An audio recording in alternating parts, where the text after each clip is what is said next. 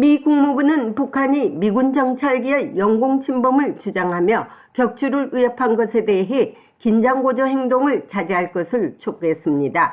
또한 전제 조건 없는 대화 의사를 다시 한번 밝히면서 북한이 외교에 관여할 것도 요구했습니다.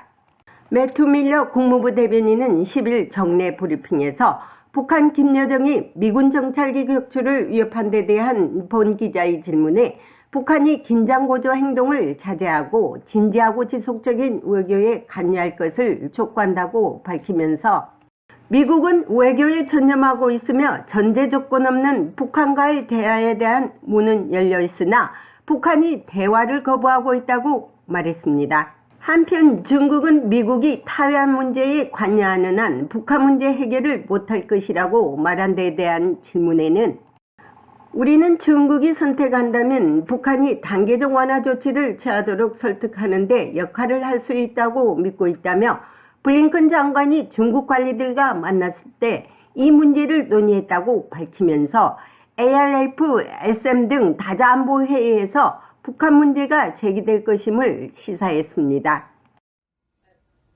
Yeah, Janet, go ahead. Thank you, Matt. I have two questions. One and also. 감사합니다, 매트. 북한과 중국에 관한 두 가지 질문입니다. 오늘 아침 이 보도를 보셨을 것입니다. 북한 김정은의 여동생 김여정이 오늘 아침 성명에서 미국 정찰기를 격추하겠다고 위협했습니다. 미 국무부는 이에 대해 어떻게 반응할 것입니까?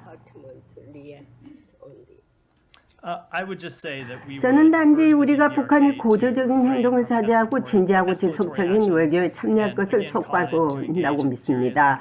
우리는 외교에 전념하고 있으며 전제 조건 없이 평양과의 대화에 대한 관심을 제기하고요. 여러 차례 그 점을 분명히 밝혔지만 불행히도 북한은 의미 없는 방식으로 참여하기를 거부했습니다.